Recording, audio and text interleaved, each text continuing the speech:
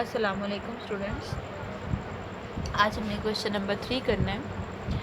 Record the following transaction into the cash book, double column of फिजान क्रॉप and find out the balance at the end of the month. सितंबर की first month से start हो रहा है और उन्होंने कहा है कि eight the end of the month जो है वो बैलेंस फाइंड आउट करके बताएं। ठीक हो गया। अब डबल कॉलम कैश बुक का, जैसे कि मैंने आपको कल भी बताया था कि डबल कॉलम कैश बुक से क्या मुराद है कि ऐसी कैश बुक जिसमें जो है वो एक तरफ जो है हम कैश का कॉलम बनाते हैं, एक तरफ जो है वो बैंक का कॉलम बनाते हैं, एक तरफ पेमेंट्स होती हैं और दूसरी तरफ रिसिप्ट्स होती हैं। ठीक है, यहाँ पे जो है वो मैंने कॉलम बना दिया हुआ है कैश बुक का। ठीक हो गया। डबल कॉलम कैश बुक का फॉर्मेट मैंने बना लिया।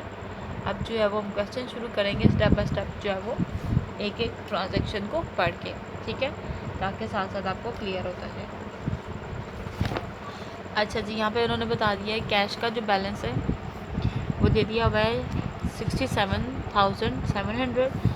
ओपन अ करंट अकाउंट, एक करंट अकाउंट जो है वो ओपन किया है।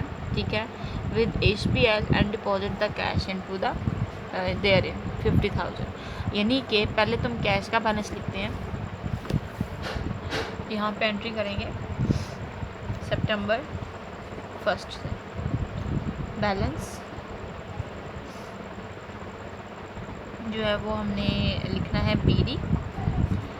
अमाउंट लिख देनी है हमने 67,700। सेकेंडली हमने अकाउंट ओपन करवाया है। अकाउंट ओपन करवा के हमने क्या किया, बैंक में पैसा जमा करवाया। अब एक तरफ जो है वो कैश में हो रहा है इजाफा, सॉरी बैंक में हो रहा है इजाफा और कैश में हो रही है कमी। यहाँ हमारी कंट्रा एंट्री है। कैसे, रफली मैं यहाँ पे बताती हूँ कि जब हम लोग बैंक में पैसा जमा करवाते हैं तो बैंक में जो है वो इजाफा होता है और कैश में जो है वो कमी होती है। तो बैंक को करेंगे हम डेबिट 50,000 से और कैश में भी हम कमी करेंगे 50,000 से। अब यहाँ पे देखिए बैंक डेबिट हो रहा है, वजह है कैश, और कैश क्रेडिट हो रहा है, वजह है बैंक। अब सबसे पहले हम बैंक की एंट्री कर लेते हैं। बैंक डेबिट हो रहा है, बैंक डेबिट है तो डेबिट साइड पे बैंक की अमाउंट हमने लिख देनी है और वजह लिख देनी है यहाँ पे कैश। ठीक हो गया, सितंबर 2। ठीक है, ये फर्स्ट था। अब सितंबर 2 की एंट्री जो है वो हम यहाँ कर लेते हैं। अब कैश हमारा क्या हो रहा है, क्रेडिट हो रहा है। अब कैश कॉलम में क्रेडिट साइड पे हम एंट्री कर लेंगे। ठीक है, क्रेडिट भी लिख सकते हैं, इधर मैं बात कर लेती हूँ पेमेंट्स पे लिख सकते हैं, और इधर receipts.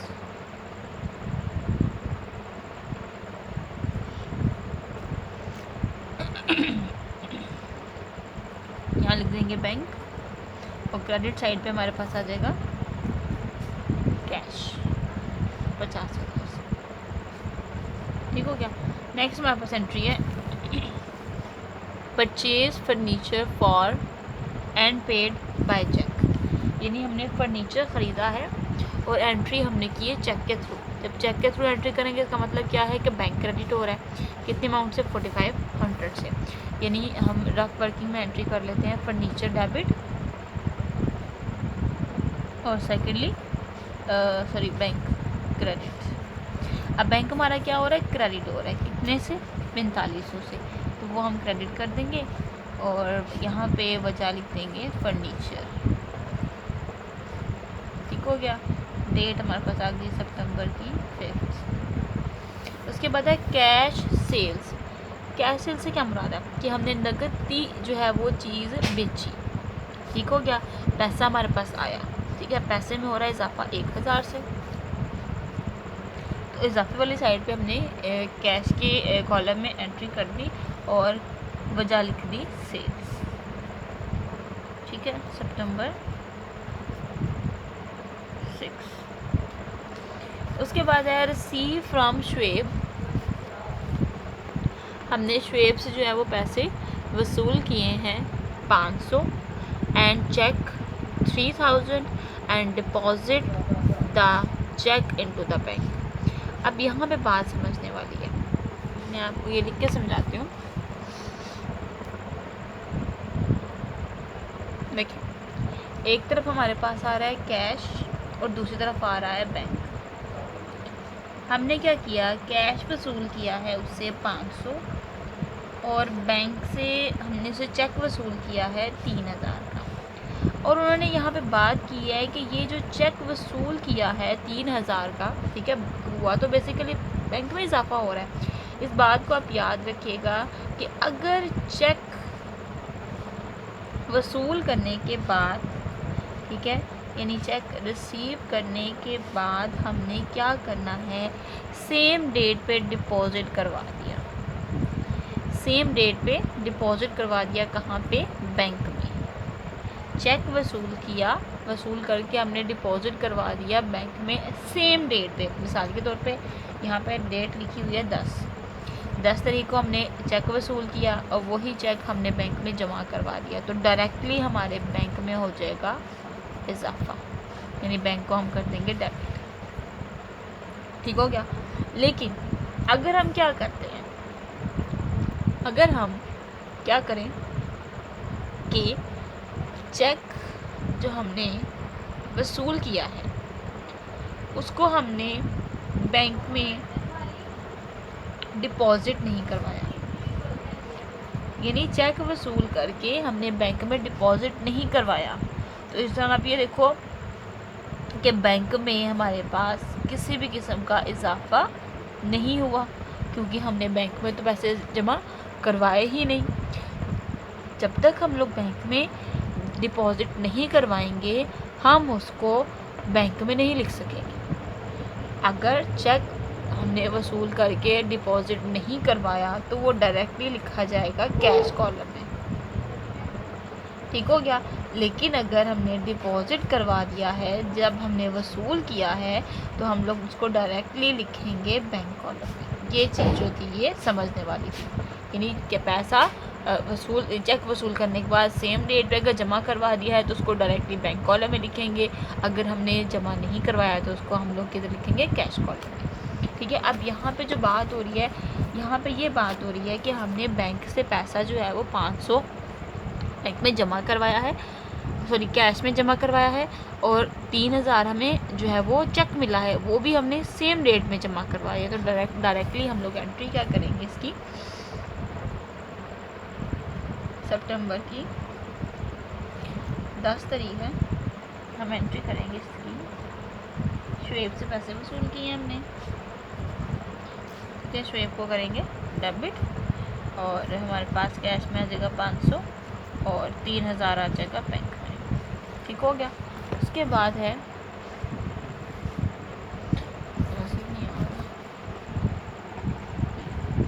Purchase goods and paid by cheque. हमने चीज़ें ख़रीदी हैं और पेमेंट की है बाय चेक, यानी बैंक के थ्रू। तो 5800 की हमारे पास यहाँ पे एंट्री हुई है, तो हम क्या करेंगे, इस साइड पे एंट्री कर देंगे। सितंबर की डेट है 15, हम क्या लिखेंगे यहाँ पे, परचेजेस, और उसकी एंट्री बैंक साइड पे 5800 से कर देंगे क्योंकि बैंक हमारा क्रेडिट हो। उसके बाद हमारी नेक्स्ट एंट्री है रिसीव कैश एज कमीशन। हमने कैश वसूल किया है एज अ कमीशन, कमीशन के तौर पे कैश वसूल किया है, तो हमारे पास आ रहे हैं 600 रुपया। अब हमारे पास पैसा आ रहा है 600 रुपया हमारे पास आया है, वजह बनी कमीशन। ठीक है। अब अमाउंट हमारे पास आ जाएगी यहाँ पे सितंबर की डेट 20। ठीक हो गया। उसके बाद हमारे पास नेक्स्ट एंट्री है receive cash in full settlement from Khalid and send the cash into the bank. अब यहाँ पे क्या बात हो रही है, यहाँ पे उन्होंने ये कहा है कि हमने खालिद से पैसा वसूल किया है, ठीक है, पैसा वसूल करके and send the cash into the bank, उसी वक्त हमने बैंक में जमा करवा दिया। तो यहाँ पे ये बात याद रखिएगा, इधर भी हमने पैसा वसूल करके उसी वक्त बैंक में जमा करवा दिया, इधर भी पैसा वसूल करके उसी वक्त बैंक में जमा करवा दिया। तो डायरेक्टली हम इसकी एंट्री कर लेंगे बैंक में, ना तो इसकी काउंटर एंट्री होगी और ना ही इसकी काउंटर एंट्री होगी। काउंटर एंट्री की हमने जो कल इंट्रोडक्शन काउंटर एंट्री के बारे में पढ़ा था, वो क्या पढ़ा था कि ऐसा यानी कि जैसे कि ये हमने की है कि कि हमारा कैश भी इफेक्ट हो रहा है तो बैंक भी इफेक्ट हो रहा है। लेकिन यहाँ पे हमने क्या करना है, अगर तो पैसा वसूल करके उसी वक्त बैंक में जमा करवा दिया तो डायरेक्टली बैंक में लिखेंगे। अगर हमने पैसा चेक आज वसूल किया और 2-3 दिन बाद जाके बैंक में जमा करवाया तो उसको हम जो है वो किस में लिखेंगे, कंट्रा एंट्री में लिखेंगे, यानी कि उसकी डबल उसका इफेक्ट करेंगे हम लोग। उसके बाद यहाँ पे हम ये बात कर रहे थे 500 की, हमने खालिद से पैसा वसूल किया है क्योंकि बेसिकली इसकी जनरल एंट्री क्या होगी, इसकी जनरल एंट्री ये होगी बैंक डेबिट खालिद क्रेडिट। ठीक हो गया। अब यहाँ पे कहीं भी आपको कैश नज़र नहीं आ रहा, ठीक है। कैश नज़र क्यों नहीं आ रहा, क्योंकि खालिद ने बैंक से पैसा दिया था, खालिद से पैसा वसूल कर लिया, खालिद फारग हो गया अपनी लाइबिलिटी से। ठीक हो गया। अब हमने यानी कि हमारा खालिद डेटर था, हमारे डेटर में होगी कमी, हमने उसको कर दिया क्रेडिट और बैंक को कर दिया डेबिट। अगर तो हमने ये किया होता कि खालिद से आज पैसा वसूल किया है, सॉरी चेक वसूल किया और अगले दिन जाके बैंक में जमा करवाया है, तो उसकी एंट्री हम कॉन्ट्रा करते। अब यहाँ पे कॉन्ट्रा एंट्री नहीं है, ठीक है। अब यहाँ पे हम लोग एंट्री यहाँ पे इस तरह से लिखेंगे, खालिद नहीं, पहले बैंक की एंट्री करते हैं। बैंक में लिखते हैं कि बैंक में हो रहा है इजाफा, इजाफे वाली साइड पे यानी कि डेबिट वाली साइड पे हमने एंट्री कर दी। और अब क्रेडिट क्या करेंगे, सॉरी क्रेडिट, इनके डेबिट किसकी वजह से हो रहा है, खालिद की वजह से, क्योंकि खालिद क्रेडिट हो रहा है, ठीक है। तो क्रेडिट वाली साइड पे इधर अमाउंट आ जाएगी, सॉरी इसका इसकी जो है वो डिटेल्स आ जाएगी, कितना आ जाएगा 23 डेट। उसके बाद हमारे पास एंट्री है withdraw from bank for office use. Office use के लिए हमने बैंक से पैसा जो है वो निकलवाया, तो कैश हमारे बिजनेस में आ गया, ठीक हो गया, और बैंक हमारे पास से हो गया क्रेडिट, ठीक हो गया। क्योंकि बैंक से पैसा निकलवाया, बैंक में हो गई कमी और कैश में क्या हो गया, इजाफा। तो जिसमें इजाफा हुआ हम उसको डेबिट कर देंगे और जिसमें कमी हो रही है उसको कर देंगे क्रेडिट। तो एंट्री कुछ इस तरह से इसकी करेंगे। अब देखें दोनों साइड पे डबल फैक्ट हो रहा है, एक तरफ कैश है एक तरफ बैंक है, तो अब ये हमारी काउंटर एंट्री कहलाएगी। हमारी फर्स्ट एंट्री भी काउंट्रा थी, तो यहाँ पे हमने सी लिखना था, वो मैंने नहीं लिखा, लिख लेते हैं। अब बैंक में पहले कैश में क्या हो रहा है, इजाफा हो रहा है, पैसे हैं यहाँ पे 5000, कैश में हो रहा है इजाफा, वजह है बैंक, और यहाँ पे हम लिखेंगे बैंक में हो रही है कमी, वजह है कैश, ठीक है। यहाँ पर डेट आ जाएगी सितंबर की 29, इधर भी सितंबर की 29।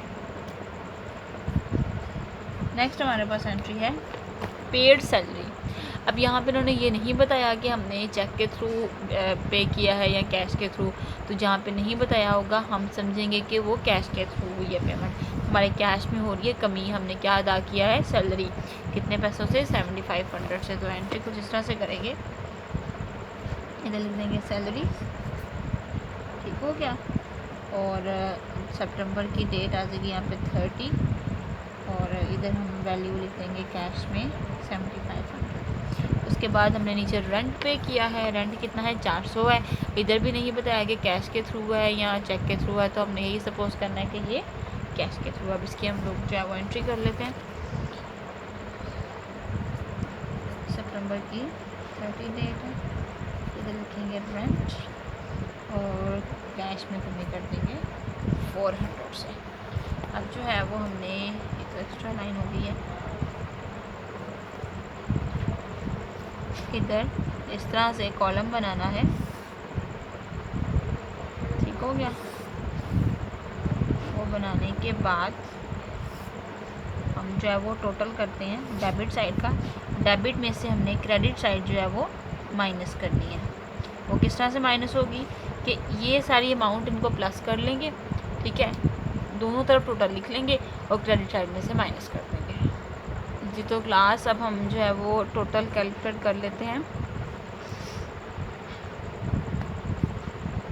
6700 प्लस 1000, 5000, 6000, 5000, तो हमारे पास आ गया 74,800।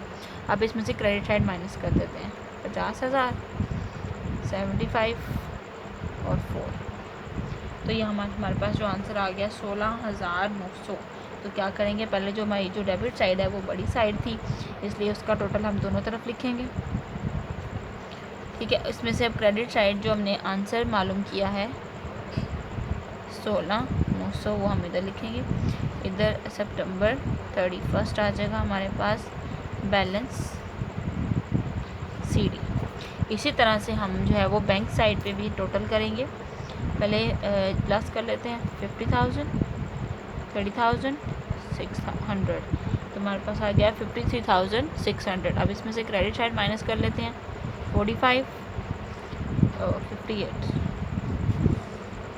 और 5,000, तो हमारे पास